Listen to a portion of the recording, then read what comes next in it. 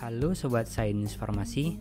Pada video kali ini saya akan tepati janji yang kita bikin polling kemarin ya Sobat ya. Dan tepatnya kita akan membahas tentang bagaimana cara untuk membuat skripsi. Dan pada video kali ini mungkin cukup panjang ya videonya ya Sobat ya. Videonya akan cukup panjang dan saya sarankan kamu untuk ngambil bekal dulu kayak cemilan, minum atau apalah gitu ya Sobat ya. Kamu harus siapkan dulu karena mungkin video ini cukup panjang. Oh ya Sobat Sains, saya juga nggak minta like daripada video ini. Jika kamu suka videonya silahkan like videonya, dan jika kamu suka konten kami silahkan subscribe channelnya.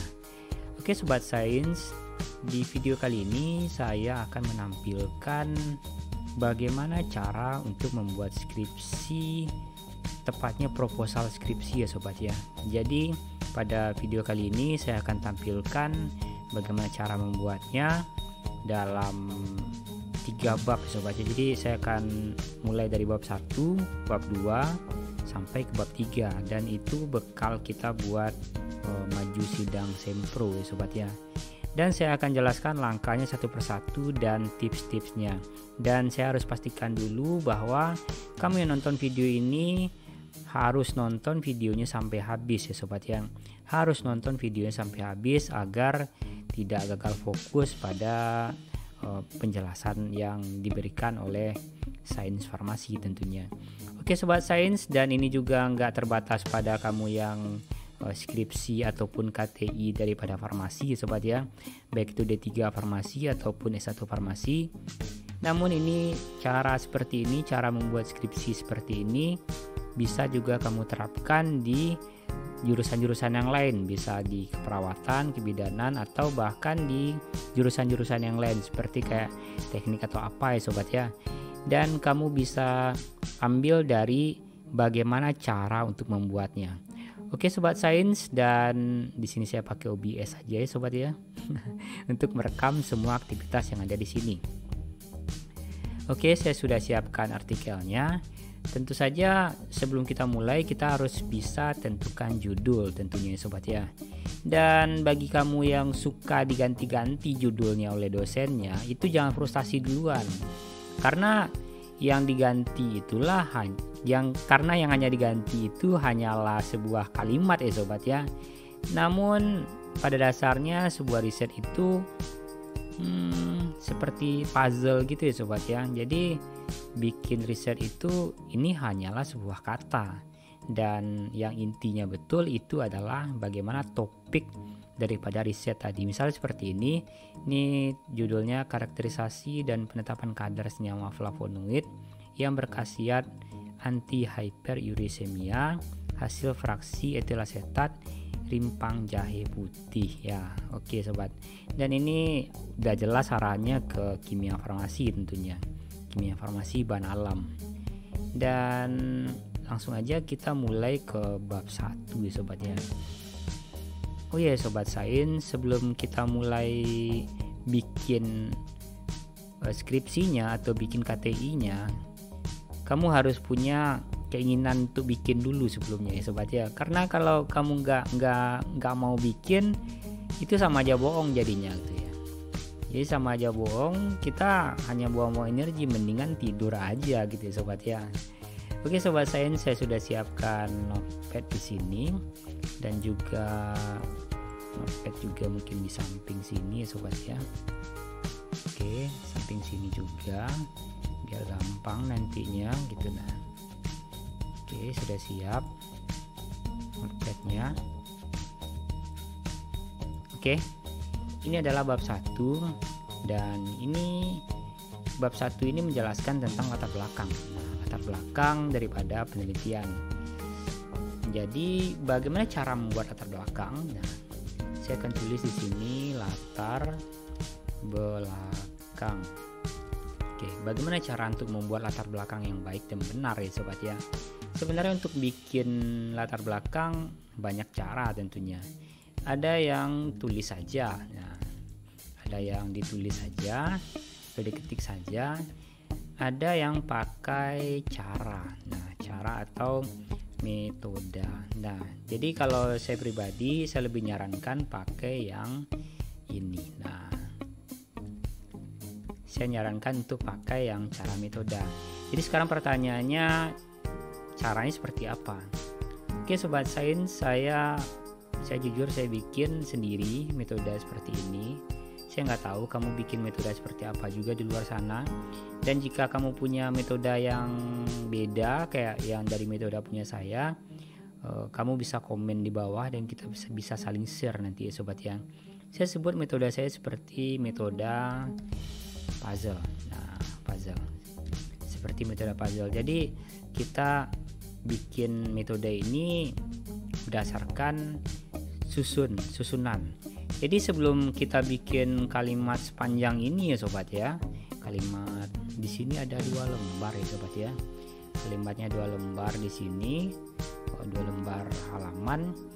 Kita harus bikin puzzle-nya dulu. Nah, contohnya seperti ini. Dan ini kebetulan saya pakai proposalnya mahasiswa saya, mahasiswa bimbingan tentunya di sini. Oke, jadi setelah ditelaah di sini, pertama ini ceritanya tentang jahe. Nah, tentang jahe yang mana gitu ya? Udah jelas ini tentang penamaan. Nah, penamaan dan penyebaran. Oke, saya bikinnya penamaan aja ya. Penamaan kayaknya enggak ini nama-nama aja ya. Oke, nama tentang jahe. Berikutnya ini dia bercerita tentang masih jahe. Nah, karena sampelnya jahe tadi udah masuk ke kandungan kimia. Nah, oke, dia udah masuk ke kandungan kimia kontennya Sobat ya. Berikutnya masih jahe, cuman di sini nggak dituliskan lagi jahe Sobat ya, karena udah jelas ini penelitiannya tentang jahe. Dan di sini pun langsung masuk ke metabolit. Nah, metabolit. Nah, oke. Metabolit. Di sini dia langsung masuk ke sekunder aja ya Sobat ya. Lalu berikutnya ini metabolit yang dimaksudnya adalah flavonoid. Nah, oke. Jadi pada penelitian ini yang jadi targetnya adalah senyawa flavonoid. Oke. Kita nggak ini ya Sobat ya, nggak bahas benar apa enggaknya yang ditulis di sini, tapi bagaimana caranya. Nah, kebetulan ini belum dikoreksi juga ya Sobat ya. Artinya belum full untuk dikoreksi di sini. Dan di sini dijelaskan juga flavonoidnya yang bagian yang mana. Bisa dilihat di sini dia bercerita tentang konfigurasi. Nah, artinya kimianya, dan juga di sini ada aktivitas-aktivitas ya Sobat ya. Ada farmakol. Oke. Ada farmakologinya di sini. Lalu berikutnya ini baris keempat ya Sobat ya. Baris keempat artinya di sini paragraf keempat. Berikutnya next ini flavon lagi, tapi sudah masuk ke perannya. Nah, perannya, kimianya, farmakologinya, oke, farkolnya, tapi sudah menjurus ke target. Nah, uric acid atau asam urat tentunya. Oke, di sini sudah nampak ya Sobat ya kemana arahan daripada penelitian ini. Lalu berikutnya di nomor berapa ya? 1, 2, 3, 4, 5. Nah, yang keenam ini sudah masuk ke finalnya. Oke, finalnya. Jadi intinya untuk bikin latar belakang ini, inti daripada latar belakang ini, daripada pendahuluan ini Sobat ya. Jadi kita bisa menceritakan kepada pembaca kita bahwa ini loh yang menjadi alasan saya untuk melakukan penelitian ini. Nah, artinya ini final alasan nih Sobat ya. Alasan kenapa kita melakukan penelitian ini. Jadi inilah yang akan menjadi dasar daripada penelitian kita ini. Curiosity di mana atau keingintahuannya itu di mana. Dan itulah yang mendasari daripada pembuatan daripada latar belakang ini sobat ya. Dan kalau ada yang mau bertanya silahkan komen aja di bawah ya sobat ya. Silahkan komen aja di bawah. Silahkan, saya akan berusaha menjawab semua pertanyaan yang kamu ketik di kolom komentar tentunya. Oke sobat sains, kita lanjut ke tipsnya ya sobat ya. Oke, untuk tipsnya di sini untuk bikin seperti ini, nah kita punya metode yang namanya segitiga terbalik. Segitiga terbalik. Nah, jadi kita harus mengurut dari atas. Kalau segitiga kan ujungnya lancip ke atas ya sobat ya. Lancip artinya lebih kecil ya. Jadi kalau dalam penulisan skripsi ataupun KTI ini ujungnya tadi itu di bawah ya sobat ya. Jadi yang paling awal itu adalah hal yang paling umum. Contohnya dapat di sini dilihat. Ini jahe, dimulai dari namanya. Berikutnya masih jahe, sudah mulai kandungan kimia secara umum. Berikutnya metabolit ya sobat ya. Oh ya, saya berikan tambahan juga di sini sobat ya. Mungkin kalau mahasiswa saya nonton silakan koreksi aja langsung ya sobat ya. Oke, dan di sini kan ceritanya tentang metabolit. Artinya sebaiknya di sini ceritakanlah metabolit secara lengkap dulu. Misalnya primer, kan ada metabolit primer ya sobat ya. Metabolit primer, sekunder, tersier, kuartener. Dan jelaskan aja keseluruhannya dulu, baru nanti terfokus ke metabolit sekunder yang ujungnya flavonoid tentunya. Mungkin kalau nulis kayak gitu akan lebih bagus lagi sobat ya. Bukan berarti ini salah ya sobat ya. Jadi itu saran biar lebih bagus lagi. Oke sobat sains, dan juga di sini akhir-akhir ini kita juga dipusingkan ya, banyak yang pusing juga masalah Mendeley sobat ya. Dan jujur saya sudah belajar Mendeley sekitar dari tahun 2016-an, 15, 16, 17. Di tahun segitu lah sobat ya. Dia yang baru muncul waktu itu ENOT. Dan akhirnya saya bikinkan satu video tentang Mendeley, bisa cek di description box ya, atau yang muncul di atas tentang bagaimana cara membuat citasi dengan menggunakan Mendeley. Saya cek aja di sini sobat ya, di bagian atas nantinya. Dan kalau Anda seorang dosen, tentunya kita kan kasih tahu ke mahasiswa ya sobat ya, bikin citasi pakai Mendeley. Nah ini kita bisa langsung ketahuan nih, apakah mahasiswa kita pakai Mendeley apa enggak. Nah jadi dengan menaruh kursor di sini dan diklik di sini, oke. Nah otomatis kan kesor ya, otomatis kesor di sini ke blok. Nah ke blok, jadi ada tanda seperti ini. Artinya kalau muncul tanda seperti ini, artinya mahasiswa kamu itu sudah pasti pakai Mendeley. Dan kamu bisa langsung cek-cekin aja di sini, cek-cekin. Jadi ini pakai Mendeley bikinnya, ini pakai Mendeley, ini pakai juga, ini pakai juga, ini pakai, dan ini enggak. Nah artinya citasi Wahyuningsih ini tidak dibuat pakai Mendeley. Kamu bisa kasih komen ya di sini sobat ya. Kamu bisa kasih komen. Nah misal kayak gini, ini Wahyuningsih 2010, kita review nih komen, harap ya sini, harap pakai Mendeley. Oke. Saya cek di sini. Nah lalu hasil komen ini ya sobatnya, kamu harus ingatkan lagi kepada mahasiswa kamu agar buka filenya ini di Microsoft Word ya sobatnya, di PC ataupun di laptop tentunya. Jangan sampai mahasiswa kamu ini udah ujuk-ujuk ya sobatnya, kamu kirimkan lagi file daripada pembahasannya ini ataupun hasil koreksian ini, mahasiswa kamu malah bukanya di handphone. Dan otomatis komen-komen seperti ini nggak bakalan muncul ya sobat ya, nggak bakalan muncul sama sekali. Jadi intinya dia nggak bakalan tahu, karena itu juga merupakan pengalaman pribadi saya, dan waktu itu sudah berminggu-minggu ya sobat ya. Jadi mahasiswa saya nggak ada respon sama sekali tentang hal ini, dan ternyata dia bukanya di handphone. Oh my god, itu udah gimana ya, artinya miskomunikasi antara pembimbing dan dosennya di situ. Oke Sobat Sains, langsung aja lanjut kita ke bagian bawahnya lagi.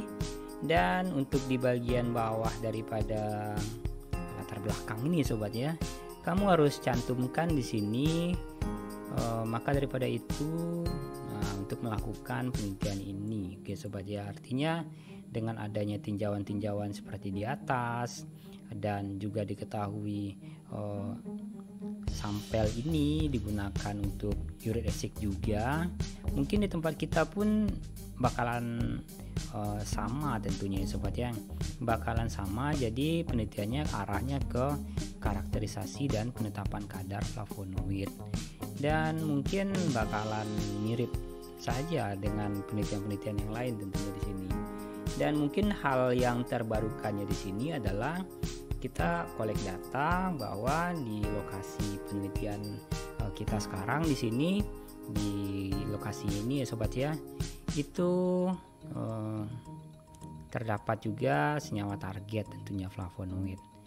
Dan mungkin bukan senyawa ya sobat ya, kelompok senyawa mungkin ya, kelompok daripada target yang tadi flavon, yang sifatnya ke flavon.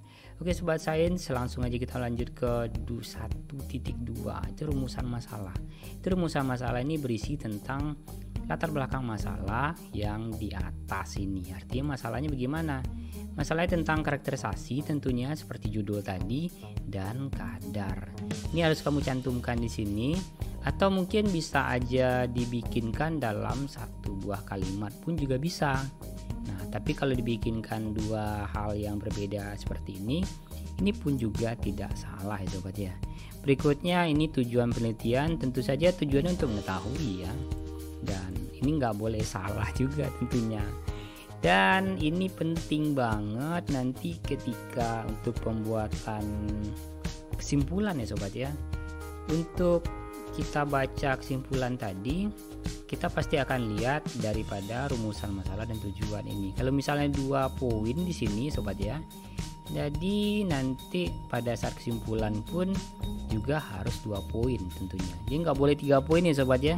Jadi kita harus menjawab apa yang hendak kita ingin ketahui pada penelitian ini, dan cukup titik sampai di situ. Nah, oke sobat sains, itu udah di materi 1.2 dan 1.3. Berikutnya manfaat penelitian, kamu bisa ceritakan apa manfaat penelitian kamu terhadap diri sendiri, kampus, dan masyarakat tentunya. Kalau mungkin penelitiannya sangat terbarukan seperti penelitian virus corona sekarang ya sobatnya, di bagian bioteknologi pakai PCR mereka, atau bahkan ada yang pakai real time PCR, itu bisa dibikinkan dalam ini, sangat bermanfaat penelitiannya bagi institusi, bagi daerah, kelompok, negara, bahkan dunia tentunya. Ini sarannya sih bakal dipilah-pilah aja ya sobat ya, untuk bikinnya untuk siapa tentunya. Di sini memang sudah dibikinkan ini bagi dunia kesehatan, ini bagi masyarakat ya ini. Tapi sebaiknya lebih detail aja nulisnya. Itu hasilnya bakalan lebih bagus. Oke, next kita ke bab 2. Oke, bab 2. Sebelum kita mulai ke bab 2, ini ada yang tertinggal sepertinya. Yaitu adalah tentang nih. Saya bikinkan aja di sini tentang hipotesis. Nah, hipotesis. Artinya hipotesis di sini adalah dugaan awal kita sebelum melakukan penelitian ini. Artinya dugaan awal kita tadi kan berasal dari sini, hal yang melandasi kita. Jadi hipotesisnya nanti itu bakalan ada apa enggak kalau kita meneliti karakterisasi itu sobat ya.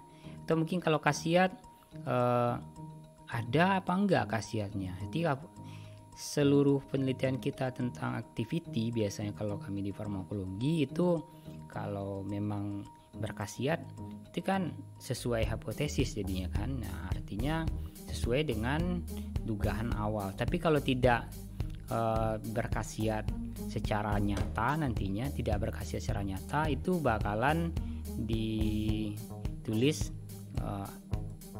antitesisnya gitu dari hipotesis ini.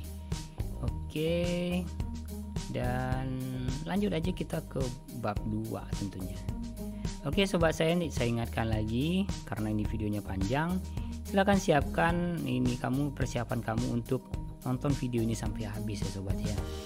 Oke sobat sains, kita lanjut ke bab 2 tentang tinjauan pustaka. Kalau bikin tinjauan pustaka di sini sudah cukup enak ya sobat ya. Apalagi di zaman sekarang sudah banyak buku, sudah banyak jurnal seperti halnya di sini. Saya bikin di sini aja. Oke. Ini dia. Mana dia? Oke, mana? Activity uric acid, komputasi, tesis saya di sini.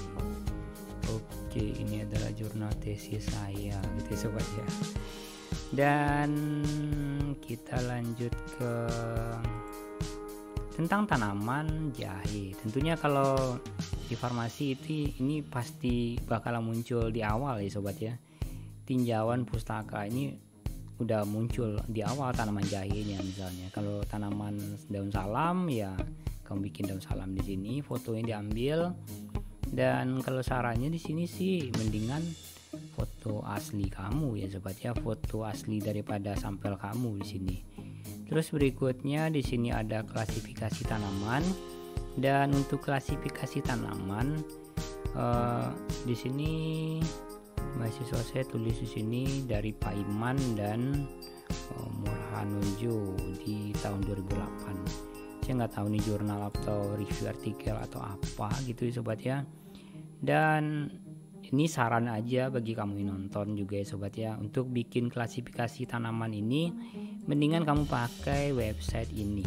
Nah, saya bisa kasih referensi kepada kamu. Ini adalah website Plantlist, the Plantlist of .org. Ini adalah website internasional tentang data tumbuhan secara internasional tentunya. Di sini kamu bisa dapatkan datanya semuanya seluruh penjuru dunia ya sobat ya, negara-negara juga secara internasional. Berikutnya kamu bisa search di sini, nah Zingiber officinale, dan kebetulan saja saya sudah siapkan semuanya di sini biar nggak lama loadingnya sobat ya. Dan berikutnya bakal muncul seperti ini. Nah, dan ini sangat banyak sekali ya sobat ya, cukup pusing juga bacanya kalau sebanyak ini. Jadi saya langsung aja lanjut ke Tropicos seperti ini. Nah, Tropicos saya search by Tropicos dan Tropicos search by name. Di sini ada namanya Zingiber officinale dan saya langsung klik Zingiber officinale di sini. Autornya Ross di sini sobat ya, sama dengan judul penelitian kita di atas. Nah, Ross di sini sobat ya sama. Dan langsung aja kita dapatkan data taksonominya di sini. Oke. Nah, taksonominya di sini ada kelasnya ini, subkelasnya ini, superordonya ini, ordonya ini, familinya ini, genusnya ini.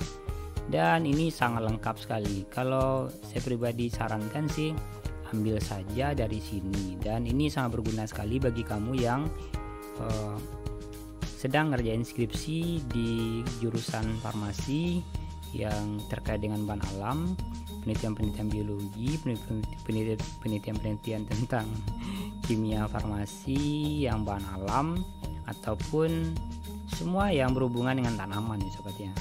Saya rekomendasikan pakai ini, dan saya pun juga dapat informasi ini dari dosen saya juga dulu ketika saat masih kuliah. Oke sobat sains, dan mana dia tadi, kita next ke bab 2. Seperti halnya menulis di latar belakang tadi sobat ya, saya pakai metode puzzle. Dan sebelum bikin metode puzzle ini sebaiknya kamu jangan ngetik dulu itu sobat ya. Kamu harus tentukan dulu target-target apa yang mau kamu ketik. Misalnya di pertama nih tanaman jahenya misalnya ya. Misalnya di 2.1 tentang tanaman jahe ya. Tanamannya gitu. Habis itu 1.1 tentang klasifikasi. Nah, tentang ini. Berikutnya kamu ketik sampai ke bawah tentang apa aja yang berhubungan dengan penelitian kamu. Kamu ketik dulu kerangkanya. Jadi jelas apa yang mau kamu tulis sampai ke bawahnya. Dan ini juga saya dapatkan daripada pengalaman juga. Mahasiswa yang ngasih ke saya file itu kadang-kadang mereka bikinnya dalam beberapa file yang terpisah gitu. Nah, jadi di sini saya tidak sarankan untuk bikinnya secara terpisah. Ini kamu bikin aja satu file semuanya full, dan itu akan lebih mudah untuk ngebacanya dan lebih mudah untuk mengkoreksinya. Karena sistem Mendeley pun juga membuat daftar pustaka pun ini hanya untuk satu buah file, bukan dalam bentuk file terpisah. Saya bisa pastikan jika kamu bikin filenya terpisah, itu sudah jelas tipis kemungkinan kamu untuk memakai Mendeley secara maksimal. Walaupun kamu berkilah di situ kamu memakai Mendeley, mungkin kamu hanya pakai saja dan tidak memaksimalkan tools-tools yang diberikan oleh Mendeley. Oke Sobat Sains, lanjut aja kita ke bab 2 tadi tentang tipsnya. Tipsnya sama, pakai metode puzzle tadi. Bikin dulu kerangkanya seperti ini, baru nanti kamu bikinkan deskripsinya seperti ini.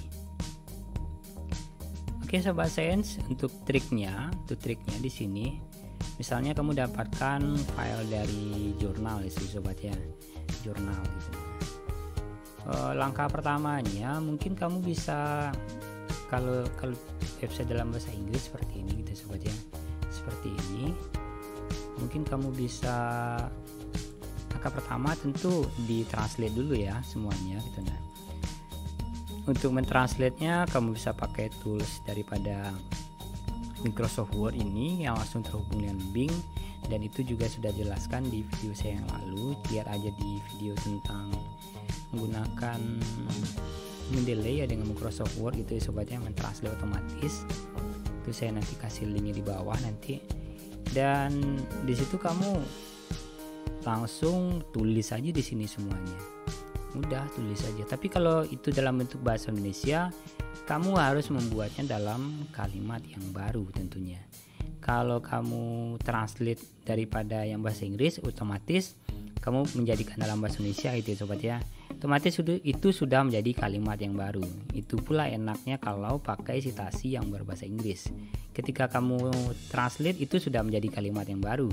Tentunya kamu harus cek lagi plagiarism checkernya tentunya.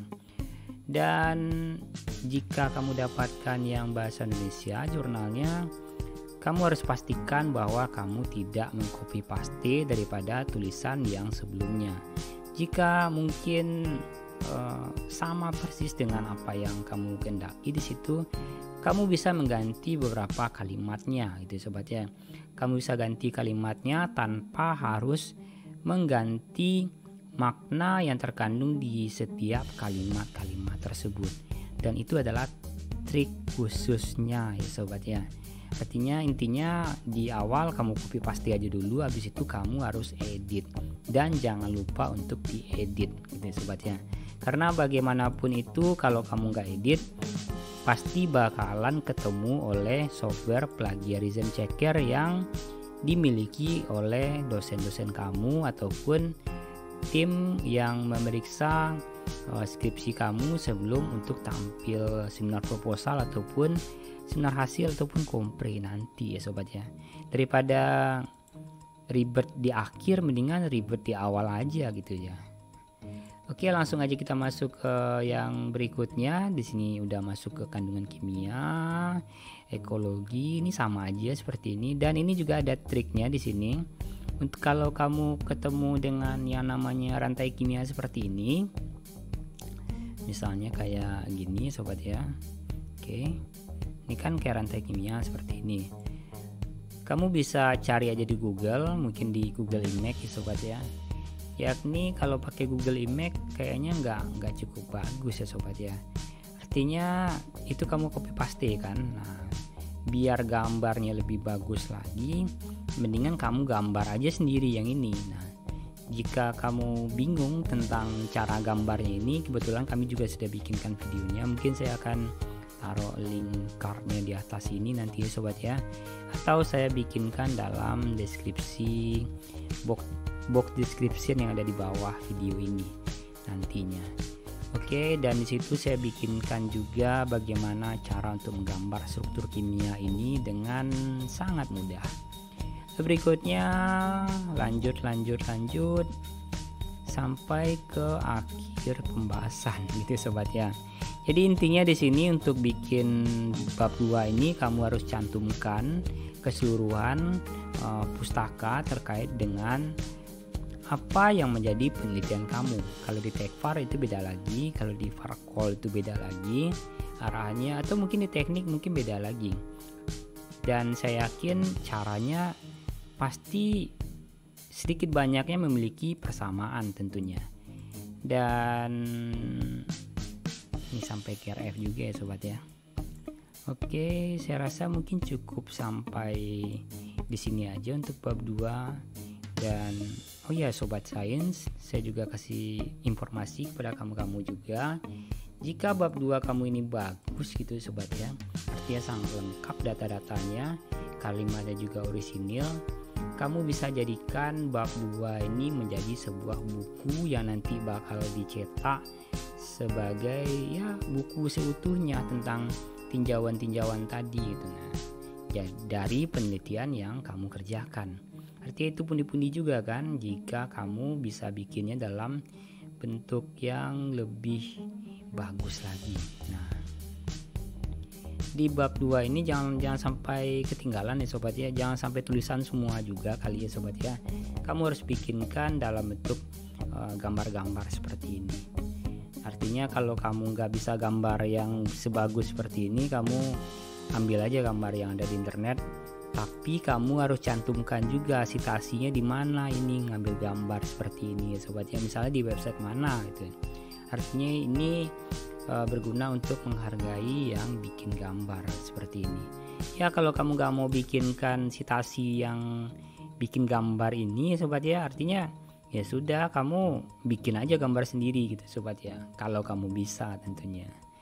Dan ini lanjut aja ke bab 3 lagi ya sobat ya. Mungkin cukup sampai di situ aja mungkin yang bab 2. Jika kamu ada pertanyaan, kamu bisa langsung komen aja di bawah ya sobat ya. Komen aja di bawah dan kita bisa lanjut ke bab 3. Oke sobat sains, kita udah lanjut ke bab 3 di sini sobat ya. Dan di sini kita harus tuliskan waktu dan tempat penelitian. Ini harus jelas ya sobat ya. Kamu harus tuliskan di sini kapan waktunya, estimasinya. Tapi ini juga enggak ini ya sobat ya, enggak baku juga mungkin kali ya, karena ini baru untuk persiapan seminar proposal. Ini mungkin perkiraannya dalam waktu 4 bulan atau mungkin dalam waktu sekian bulan tentunya di sini. Dan dalam hal ini hanyalah estimasi waktu yang harus kamu tuliskan. Jadi jangan sampai aja ya sobat ya, jangan sampai aja misalnya kamu maju proposal ini adalah bulan Maret, tapi kamu bikinkan di sini bulan Februari. Artinya bisa kacau nantinya ketika sempro, kamu bakal banyak ditanya-tanyain tentunya. Dan juga tempat penelitian harus jelas juga di sini, dimana nih misalnya dia pakai laboratorium dikti wilayah sekian ya sobat ya, dan laboratorium yang mana lagi di universitas yang mana tentunya di sini. Ini harus jelas di sini, harus jelas dikasih tahu di sini. Habis itu alat dan bahan. Nah ini alatnya, ini bahannya, dan ini tips untuk ngetik susunan daripada alat ini sobat ya. Kamu harus bikinkan tuliskan di sini dari awal ya sobat ya, alat yang paling besar. Nah, alat yang paling besar daripada proses penelitian ini. Artinya alat yang paling sensitif, alat yang paling dalam tanda kutip eksklusif gitu sobat ya. Artinya di sini yang paling besar di sini rotary evaporator karena memang ukurannya gede gitu sobat ya. Habis itu ada spektrofotometer UV-Vis dan spektrofotometer IR. Nah, FTIR. Dan juga kamu harus tuliskan ininya, mereknya apa. Misalnya mereknya ini merek, kebetulan nih mereknya merek. Habis itu ini cukup berbeda ya, Waterbat. Ini mereknya Memer. Nah, Memer. Dan jangan lupa setiap merek ini ada merek dagang yang terdaftar, trademark. Itu ada R-nya di atas, jangan sampai lupa untuk menuliskannya R. Dan berikutnya mulai dari alat yang paling besar ya sobat ya, sampai ke alat yang paling kecil. Jadi jangan sampai kamu bikin spatel duluan di sini atau bikin gelas ukur duluan di sini, itu tentu saja akan salah ya sobat ya. Dan juga jika kamu pakai alat tentunya kamu harus tuliskan spesifikasinya. Misalnya di sini rotary evaporator ini pakai kan IK RV10. Karena artinya di sini ini nama perusahaannya atau nama merek rotarinya IK, artinya tipenya kan RV10 di sini. Kalau kamu pakai buci rotarinya ya tulis buci di sini dan seterusnya. Berikutnya bahan, kamu bikinkan bahannya. Jangan lupa ini bahan pertama ini pasti sampel kamu ya. Jadi jangan sampai bahannya yang pertama itu etanol gitu sobat ya. Jadi jangan sampai seperti itu. Dan ini triknya, tipsnya. Sampel bahan yang pertama itu sampel kamu, pastikan. Oke, berikutnya ditulis saja semuanya di sini sampai ke bawah. Dan berikutnya pengambilan sampel di sini. Kebetulan di sini pengambilan sampelnya di Sumatera Barat tepatnya di sini. Oke, pengambilan sampel di Sumatera Barat. Ini harus kamu jelaskan di sini. Harus kamu tuliskan dengan lengkap di sini.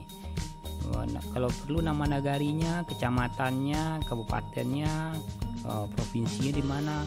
Kalau saya minta ke mahasiswa mungkin lebih ke detailnya lagi ya sobat ya.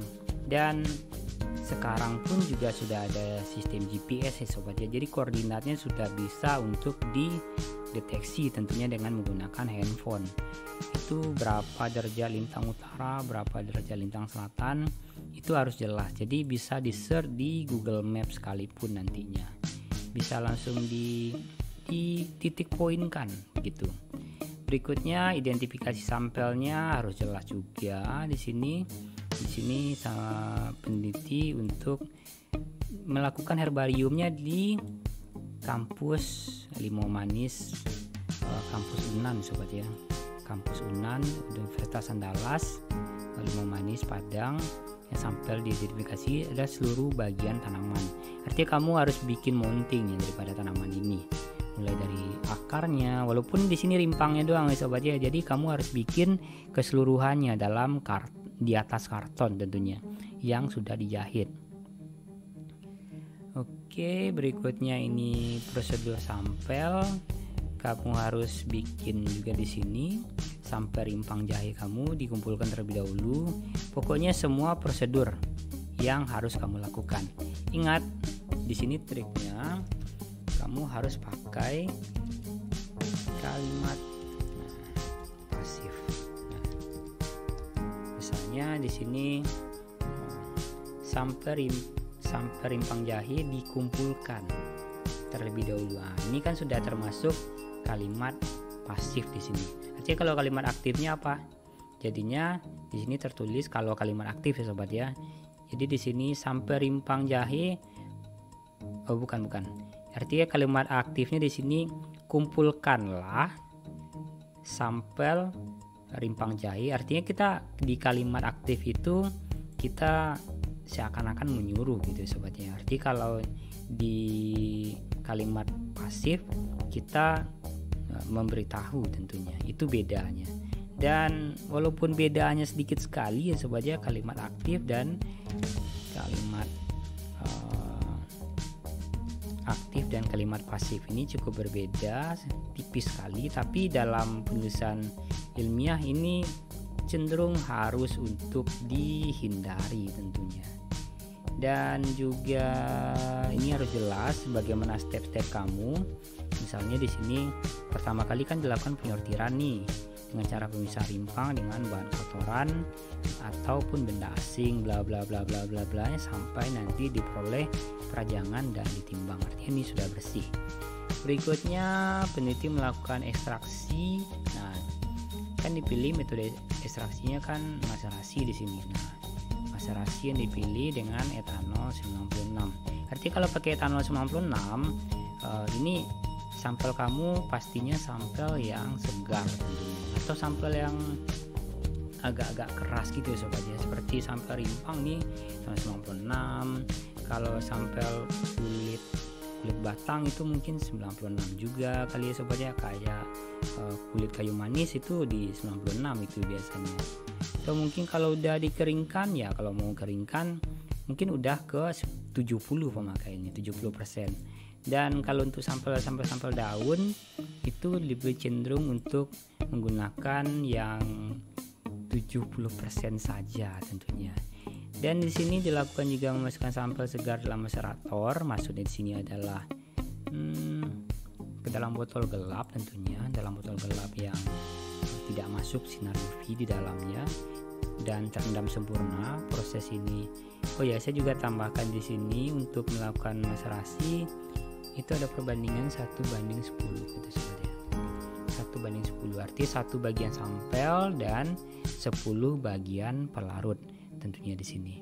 Berikutnya dilakukan ini pengvakum dan rotary operator diperoleh ekstrak kental.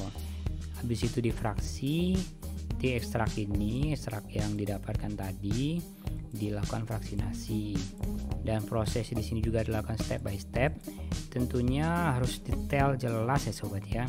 Harus jelas dan ingat pakai kalimat pasif tentunya. Dan di sini dijabarkan secara keseluruhan di sini sobat ya. Di sini dijelaskan secara keseluruhan sampai didapatkanlah fraksi kental daripada masing-masing fraksi. Bisa di sini sama heksan dulu. Habis itu lanjut pakai etil. Nah, etil berikutnya di rotari ketiga-tiganya nanti ketiga-tiganya mendapatkan sampel fraksi kental. Itu bukan ekstra kental lagi ya sobat ya, sudah fraksi. Nah, sudah fraksi kental di sini. Dan kalau sudah kamu dapatkan fraksinya ataupun sampel target kamu, kalau sudah cukup diekstrak ya cukup sampai ekstrak aja. Kalau sampai fraksi ya sampai fraksi, atau mungkin bahkan sampai isolasi ya kamu harus lakukan sampai isolasi. Lalu berikutnya setelah dapat sampel yang kamu kendaki tadi, kamu harus lakukan lagi pemeriksaan yang kamu jadikan target penelitian. Misalnya kalau di sini ada penelitian menggunakan KLT, jelas ini tipe ini seperti apa, lampunya gini ya sobat ya, kamu harus tahu di sini lampu ini buat apa, lampu ini untuk lihat apa. Berikutnya ini yang paling banyak salah dari mahasiswa ya sobat ya, ini perbandingan ini ya sobat ya. Nah, sebenarnya perbandingan ini nih harus kamu lihat diri dari penelitian terdahulu tentunya, penelitian yang telah dilakukan oleh peneliti terdahulu. Tapi kalau tidak dilakukannya hal seperti itu sobat ya, sebenarnya masih bisa untuk dilakukan. Kamu bisa otak-atik antara eneksan dan etil ini tadi, namun itu akan membuang banyak waktumu di laboratorium nantinya, dan itu tidak disarankan untuk peneliti pemula seperti anak-anak S1 ataupun D3 tentunya. Dan itu akan sangat membosankan bagi mereka yang nggak biasa di lab tentunya. Berikutnya ini cara kerja KLT, dan ini karakterisasinya. Berikutnya ini bisa kamu lihat aja di jurnal terdahulu tentunya. Tapi jangan lupa ganti kalimat, oke? Ganti kalimatmu sendiri. Nah, jangan sampai plagiat. Oke. Itu aja triknya. dari penulisan di atas. Berikutnya di sini harus jelas sampai kepada teknik analisa data. Nah, teknik analisa data di sini pakai SPSS ya sobat ya.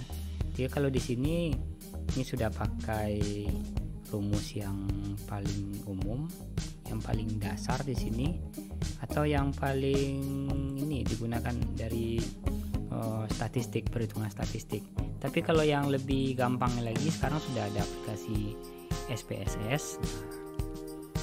Sudah ada aplikasi SPSS. Nah, kalau saya pakai yang 16 biasanya sih ya, karena itu lebih ringan, lebih compact, lebih mudah.